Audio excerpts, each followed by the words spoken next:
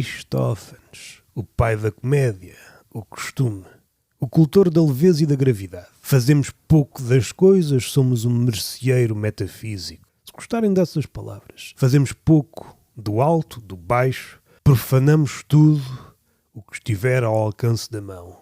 E o que a mão não agarrar, o olhar dinamita. Eis-me para falar-vos num tom, digamos, longe do humorístico. Pensei em Dionísio, ou Dioniso, na peça que escrevi, As Rãs, não sei se chegou ao vosso tempo, em que ele e o seu escravo regressam ao inferno. Há uma disputa, qual será, Eurípides, Ésquilo, Dioniso, deus da tragédia, da comédia, da insânia, do vinho, da embriaguez, de sair fora do molde, bastidores do templo de Delfos. Comecei a pensar se não fui ludibriado. Dioniso existe ou não existe enquanto antípoda de Apolo, o deus da razão, do pugilato, da lógica. Dionísio é o deus das mil caras. O último a chegar ao Olimpo, esta a deusa do lar, saiu, cedeu-lhe o lugar para que ele compusesse os definitivos 12 deuses. Olhando para as histórias que opõem Apolo e Dioniso, Apolo é sempre visto como detentor da razão. Mas basta observar os episódios de Apolo e percebemos que a razão é uma palavra frouxa. Atentemos na história dos homens. Possivelmente, caso sejam leitores, estão mais bem posicionados para apreciarem o desfalque da razão, ou melhor, o equívoco da razão. A história de loucura de Foucault, Eu sou imortal, tenho acesso a tudo, é um documento que aprova que Apolo é uma farsa, a razão é uma farsa. Erasmo Roterdão deu-se conta disso. O elogio da loucura, em parte, também pega nessa ideia. Mas antes da loucura, o leproso, o primeiro grande excluído. Mas atentemos na razão. A razão é um pretexto para levar a cabo uma loucura bem intencionada. Ora, se é louco, é dionisíaco. E não há nada mais dionisíaco que o próprio Dioniso. Eu sei que estou a professar uma platitude. E se Apolo é apenas uma face de Dioniso? Apolo é apenas um desdobramento criado por este deus? Outra forma de dizer Dionísio. Porque isso está expresso no templo de Delfos. Talvez a chave esteja lá à vista de quem quiser ver. Se o conhece a ti mesmo for visto pela lógica, dá aso a vários livros e dá autoconhecimento, mas se pusermos Dioniso na equação, pois ele lá está, se isso for visto de forma irónica ou sardonicamente, o conhece a ti mesmo é impossível. Quebra-se esse caminho, essa jornada interior, e de facto está presente na história de Homero. Ulisses, essa jornada, ele dá-se conta que é impossível regressar. O conhece a ti mesmo pode ser lido dessa forma. E o massacre dos pretendentes talvez denuncie esse conhecimento. Talvez a razão seja apenas outra faceta da loucura.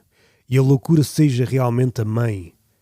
Quem está por detrás a dominar tudo, como se fosse uma marionetista. E a loucura pode, com a mão em cima, ser quem domina e quem é dominado. Outras vezes esconde-se e quem vai para a frente é a marioneta da razão.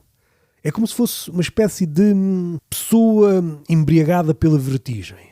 Muito ao gosto dos contemporâneos. Tu és o teu próprio patrão, o teu próprio empreendedor, tu és aquilo que fazes repetidamente. A razão para o sucesso depende de ti. Desdobramo-nos.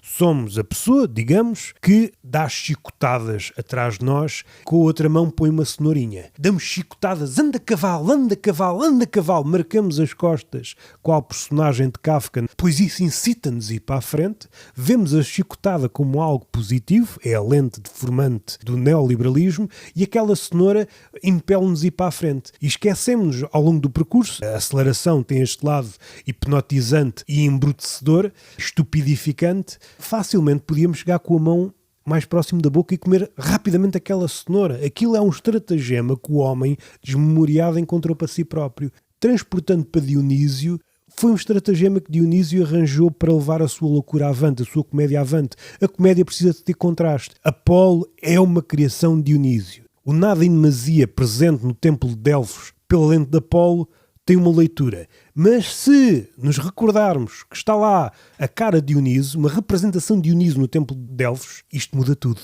Nada em demasia e está lá o deus da embriaguez, então isto é uma piada. Esta é a minha leitura. Apolo não existe, existe enquanto desdobramento da mágica cabeça de Dionísio. O deus da embriaguez, da tragédia e da comédia precisa do contraste, do seu oposto. Isso é presente em todas as artes. A arte só funciona com o seu oposto. E esta foi a grande invenção de Dionísio. O seu oposto, mas é a sua criação. No momento que ele quiser, Apolo desaparece. E Apolo, muitas vezes, emancipa-se da razão, mas ao emancipar-se da razão não é livre, revela-se uma criação que está maniatada pelo seu criador. O Frankenstein, o monstro, criado por Frankenstein, nunca sai do laboratório. A lógica nunca sai do laboratório. E até vou mais longe.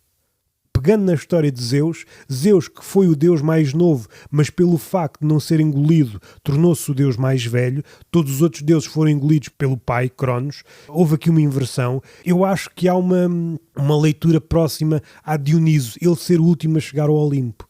De facto, o Olimpo começa com ele. E todos os deuses são criações da embriaguez de Dionísio. Os deuses são fragmentações da identidade de Dioniso. Zeus, Hera, tudo não passam de invenções da cabeça de Dioniso que precisaram de vir à tona, exteriorizar, como se diz na psicanálise, para que fizesse sentido. Ganhar elenco. Dioniso regurgitou a cosmogonia e tudo não passou de um teatro. A vida não passa de um teatro. A cosmogonia, a criação do universo, a criação dos deuses, a titanomaquia, o inferno, tudo é obra da cabeça de Dionísio. O universo reside na cabeça de Dionísio. Eu sou Aristófanes, o pai da comédia. Até à próxima.